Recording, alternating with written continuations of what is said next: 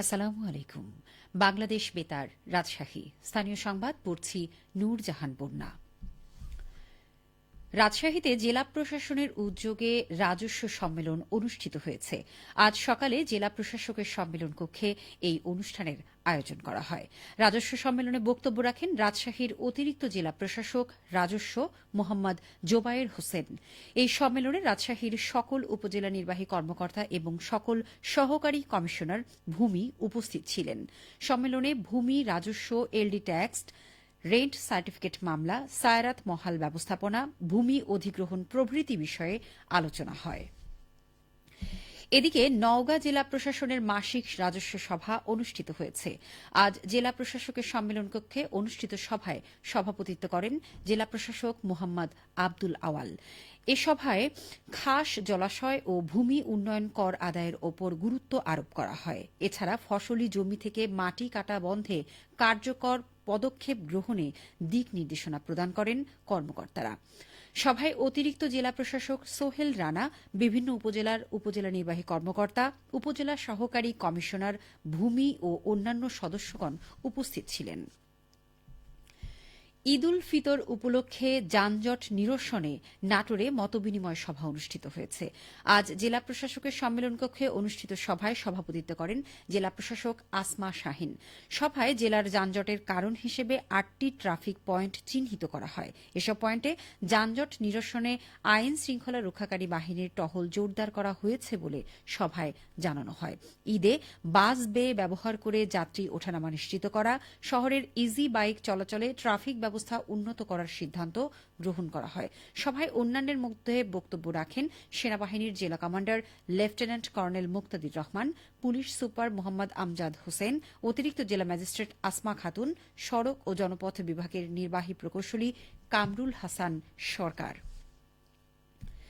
পাবনা জেলা প্রশাসক মোহাম্মদ মফিজুল ইসলাম নদী দূষণকারী ও দখলকারীদের তালিকা করে তাদের বিরুদ্ধে ব্যবস্থা গ্রহণ করার আহ্বান জানিয়েছেন। আজ দুপুরে জেলা প্রশাসক কার্যালয়ের সম্মেলন কক্ষে এই সভা অনুষ্ঠিত হয়।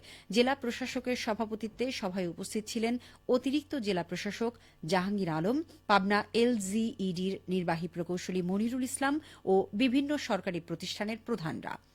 সভায় জেলা প্রশাসক জানান, পাবনার নদীগুলো রক্ষা করতে সংশ্লিষ্টদের আরও উদ্যোগী হতে হবে। নদী দূষণকারী ও দখলকারীদের তালিকা করে তাদের বিরুদ্ধে ব্যবস্থা গ্রহণ করতে হবে। নদী বাঁচলে বাংলাদেশ বাঁচবে, তাই নদীকে রক্ষার কোনো বিকল্প নেই। সিরাজগঞ্জের চরাঞ্চলে প্রতি বছরেই বাড়ছে ভুট্টা চাষ। অত্যন্ত লাভজনক ও চরাঞ্চলের বেলে মাটি চাষ উপযোগী হওয়ায় কৃষকরা ঝুঁকছেন অর্থকরী এই ফসলটির চাষাবাদে। এ নিয়ে এখন শুনুন আমাদের সিরাজগঞ্জ জেলা সংবাদদাতার একটি প্রতিবেদন।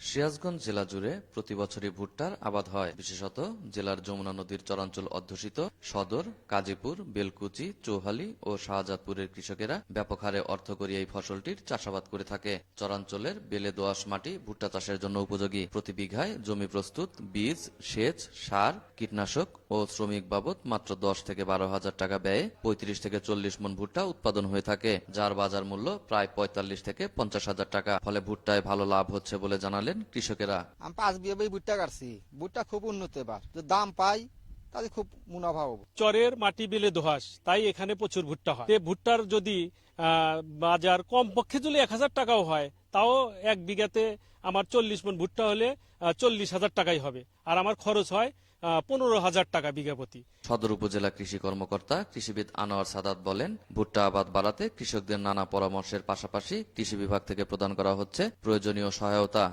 আসলে চরের জমিগুলো আপনি দেখবেন যে স্যান্ডের পরিমাণটা একটু বেশি থাকে, সেখানে সেচের একটু সমস্যা রয়েছে। যেহেতু এটা ট্যাপ রুট সিস্টেম, এটা শিকড়টা অনেক গভীরে যায় এবং এটার সেচের মূলত চরের অঞ্চলে আমাদের সেচের একটু সমস্যা হওয়ার কারণে ভুট্টার আবাদটা কিন্তু বেড়ে যাচ্ছে। ভুট্টাতে 2-1টি সেচ দিলেই হয়, এখানে নির্বাচনে সেচের কোনো প্রয়োজন হয় না। এখন অবস্থা বুঝে কৃষকরা এই ব্যবস্থাটি করছে। আর চরের আরেকটি বিষয় হলো যে এখানে যে উচ্চ হাইব্রিড, যে অধিক ফলন সম্পন্ন যে হাইব্রিড জাতগুলো এখানে ব্যবহার হচ্ছে, এর ফলে কিন্তু দেখা যাচ্ছে যে আমাদের হেক্টরে প্রায় 11.5 টনের মতো কিন্তু ফলন হচ্ছে। চলতি মৌসুমে জেলা জুড়ে ভুট্টার আবাদ হয়েছে 16,090 হেক্টর জমিতে, যা গত বছরের চেয়ে প্রায় 2,000 হেক্টর বেশি। সাজিরুল ইসলাম সঞ্চয়, সিরাজগঞ্জ জেলা সংবাদদাতা, বাংলাদেশ বেতার, রাজশাহী।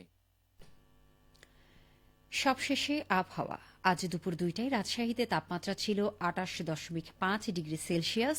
এ সময় বাতাসে আপেক্ষিক আর্দ্রতার পরিমাণ ছিল 52%। রাজশাহী ও পার্শ্ববর্তী এলাকায় আজ ইফতার সন্ধে 6:20 এবং আগামীকাল সেহরির শেষ সময় ভোর 4:46। আমাদের সংবাদ শেষ হল। পরবর্তী স্থানীয় সংবাদ বিকেল 4:05। শ্রোতা বন্ধু, ঢাকা থেকে প্রচারিত